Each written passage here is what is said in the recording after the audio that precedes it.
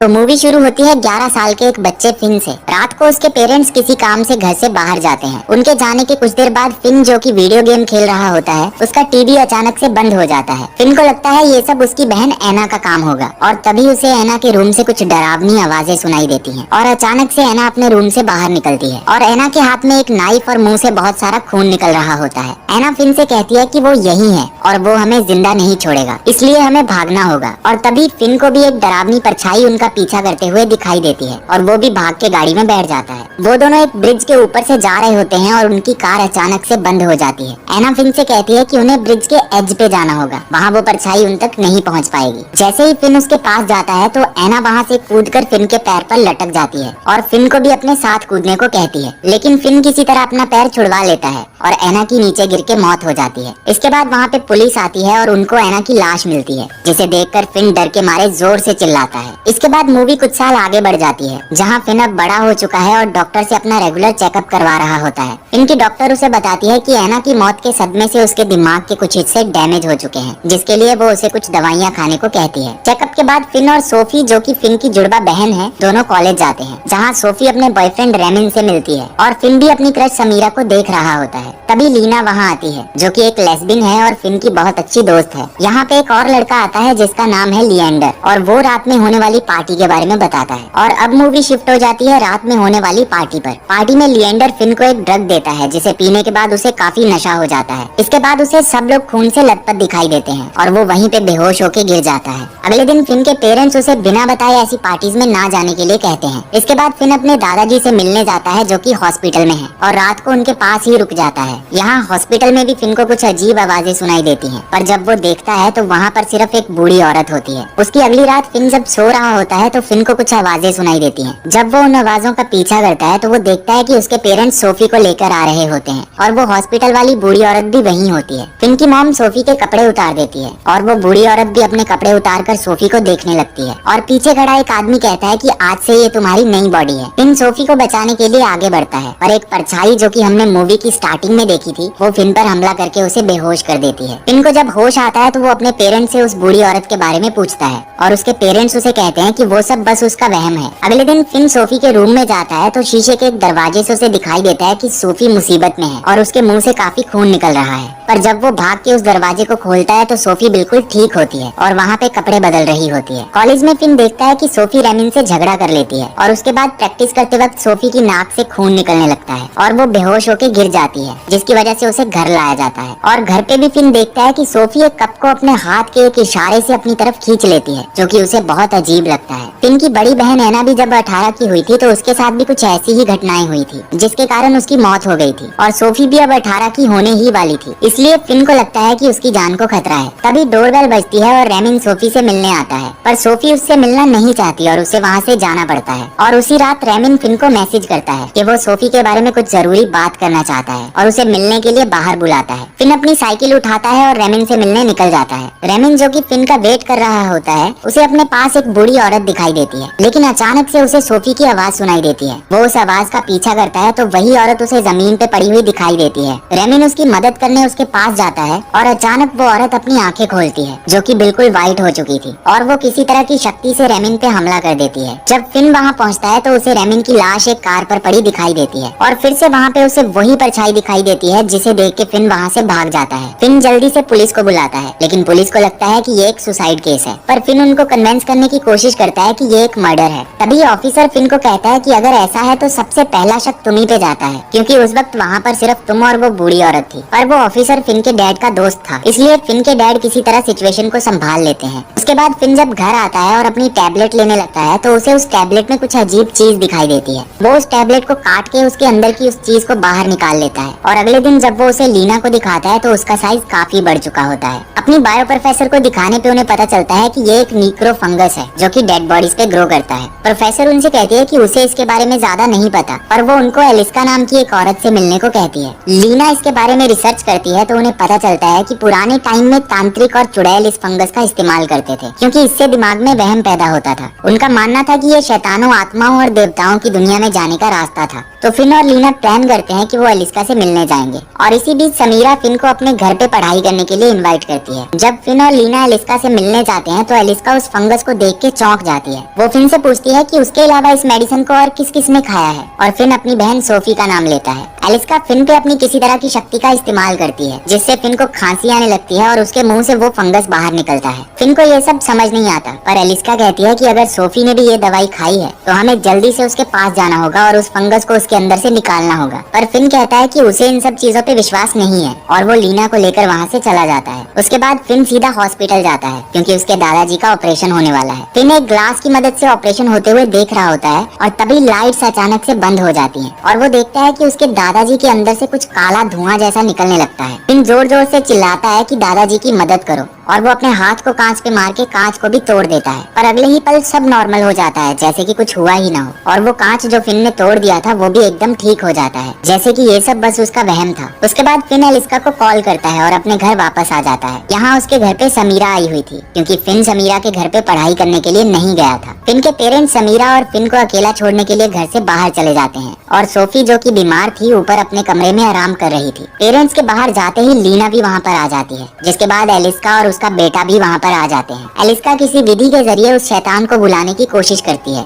और वो कहती है कि चाहे कुछ भी हो जाए पर कोई भी उस शैतान की तरफ नहीं देखेगा। इसके बाद सब लोग एक दूसरे का हाथ पकड़कर कुछ मशीनों और एलिस्का के साथ वो विधि करने लगते हैं, जिसमें पहले तो कुछ नहीं होता पर बाद में एक भूतिया आवाज सुनाई देती है जिसमें वो शैतान कहता है कि तुम सब मरोगे। और जब एलिस्का उस शैतान को खुद को रिवील करने के लिए कहती है तो वो शैतान एलिस्का पे हमला कर देता है। पर उसी वक्त फिन के पेरेंट्स घर आकर लाइट्स को ऑन कर देते हैं। वो लोग अपने घर पे अजनबी लोगों को देखकर बहुत गुस्सा हो जाते हैं, जिसकी वजह से एलिस्का और उसके बेटे को वहाँ से जाना पड़ता है। पर जाते जाते एलिस्का बार बार बोलती है कि ये विधि अधूरी ही रह गई। एलिस्का के जाने के बाद फिन, लीना और समीरा भी घर से बाहर निकल जाते हैं और वो तीनों कार में कहीं चले जाते हैं। अब उन तीनों को पूरा यकीन हो जाता है कि फिन के घर में कुछ तो है जो भूतिया है। वो तीनों जब रात को एक साथ लेटे हुए होते हैं तो समीरा को लगता है कि वो शैतान तो अब उन लोगों को मार ही देगा और ये शायद उनकी आखिरी रात है। इमोशंस में बहकर वो फिन को किस करने लगती है और उसके बाद समीरा लीना को भी नींद से जगाकर किस करने लगती है और इसके बाद हमें उन तीनों का इंटीमेट सीन देखने को मिलता है। इन सब के बाद जब वो तीनों सो रहे होते हैं तो वो शैतानी आत्मा समीरा पे भी हमला करती है, जिस वजह से वो लोग वापस एलिस्का से मिलने जाते हैं। पर वहाँ जाकर उन्हें पता चलता है कि एलिस्का और उसका बेटा ये जगह छोड़कर जा चुके हैं।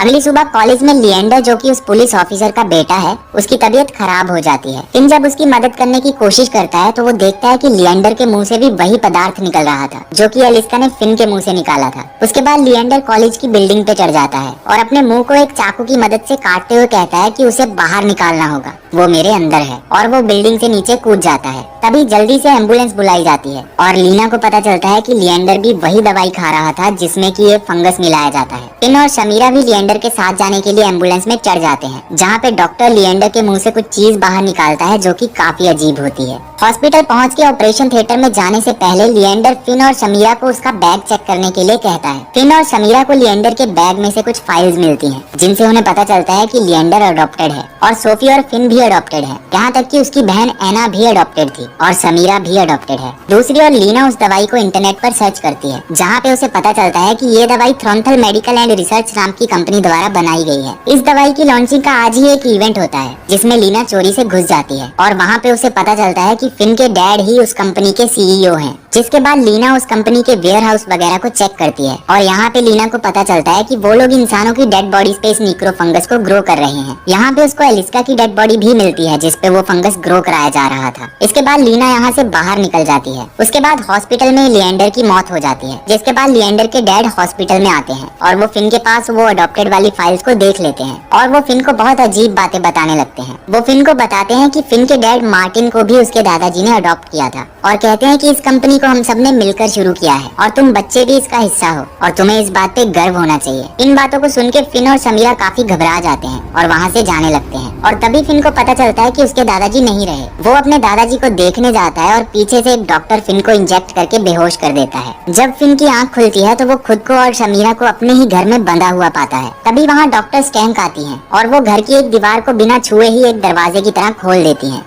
वो फिन को उस खुफिया दरवाजे से एक अजीब सी जगह पे ले जाती हैं, जहाँ पे फिन अपने मॉम डैड, अपनी बहन सोफी और लिएंडर के डैड को एक ही तरह की यूनिफॉर्म में देखता है और फिन के दादाजी भी वहीं पर एक बेड पे लेटे हुए होते हैं। डॉक्टर स्टाइन फिन को बताती है कि वो लोग शैतान हैं और वो शुरू से ही इस दुनिया में रहते हैं और वो अक्सर अपना शरीर बदलते रहते हैं। वो लोग फिन को कहते हैं कि उनकी दवाई फिन को उसका शरीर छोड़ने में मदद करेगी, जिससे कुछ ही देर में फिन खत्म हो जाएगा और एक शैतान उसकी बॉडी में प्रवेश कर जाएगा। और वो शैतान कोई और नहीं बल्कि फिन के दादाजी थे। वो लोग फिन को अच्छे से बांध देते हैं और उसका मुंह किसी एलिमेंट की मदद से खोल देते हैं। उसके बाद वो लोग कुछ रस्म, कुछ मंत्र जैसा पढ़ने लगते हैं, जिससे उन सब की आंखें सफेद हो जाती हैं और उन सब के अंदर से कुछ काले पदार्थ जैसा निकलने लगता है। तभी फिन के दादाजी फिन के ऊपर चढ़ जाते हैं और वही काला पदार्थ अपने मुंह से फिन के मुंह में डालने लगते हैं, जिससे पता चलता है कि शैतान अब दादाजी से निकल के फिन के अंदर ट्रांसफर हो रहा है। दूसरी तरफ लीना फिन के घर पहुंचती है और वो समीरा को उस कैद से छुड़वा लेती है। उसके बाद लीना एक मास्क लगाकर उस जगह पे आती है जहाँ पे ये सब चल रहा होता है और वो सभी लोगों पे पेट्रोल डाल देती है। सब शैतान उस रस्म में बिजी थे, इसीलिए उन्हें कुछ भी पता नहीं चलता और लीना इसी का फायदा उठाकर उन सबके शरीर को आग लगा देती है। वो फिन के दादाजी और उस डॉक्टर को भी मार के वहाँ से हटा देती है और वो लोग वहाँ से भाग जाते हैं। उसी वक्त फिन अपने मुंह से एक अजीब तरह के कीड़े को बाहर निकालता है, जैसा कि हमने लिएंडर के मुंह से निकलते हुए देखा था। उसके बाद वो लोग गैस को ऑन करके पूरे घर को आग लगा देते हैं। समीरा कार लेके आती है और वो तीनों कार में बैठ जाते हैं। तभी वहाँ पे सोफी आती है, जिसका आधा चेहरा जल चुका था और वो फिन को इमोशनल करने की कोशिश करती है, लेकिन वो लोग उसके ऊपर से गाड़ी चढ़ाकर वहाँ से निकल जाते हैं। वो तीनों कार से उसी ब्रिज तक जाते हैं जिसे हमने मूवी की शुरुआत में देखा था। फाइनली उन्हें लगता है कि अब सब ठीक हो चुका है, पर अचानक से उनकी गाड़ी से काला धुआं निकलने लगता है, जिससे गाड़ी की ब्रेक फेल हो जाती है और उनकी कार ब्रिज के एज से टकराती है और वहीं पे लटक जाती है। फिन किसी तरह समीरा को बाहर निकालता है और वो कार वहाँ से नीचे गिर के ब्लास्ट हो जाती है, जिसमें शायद वो आखिरी शैतान भी जल के खत्म हो जाता है और अब वो तीनों वहाँ से पैदल ही निकल जाते हैं और उन्हें उसी मेडिसिन का एक बड़ा सा बोर्ड दिखाई देता है, जिससे उन्हें रियलाइज होता है कि न जाने कितने इंसान इन शैतानों को अपने अंदर लेकर घूम रहे हैं और न जाने कितने और लोग इन सब का शिकार होने वाले हैं। और तभी समीरा पीछे मुड़कर देखती है और उसकी आंखें भी सफेद हो चुकी हैं, जिससे पता चलता है कि वो भी किसी शैतान का शिकार हो चुकी है और इसी के साथ ये मूवी खत्म हो जाती है। दोस्तों वीडियो अच्छा लगा तो लाइक करो और चैनल को सब्सक्राइब करो। अगर आप भी अपने माँ बाप से सच्चे प्यार करते हो तो लाइक भी करो, सब्सक्राइब भी करो। कमेंट बॉक्स में बता देना दोस्तों वीडियो कैसा लगा आप सबको।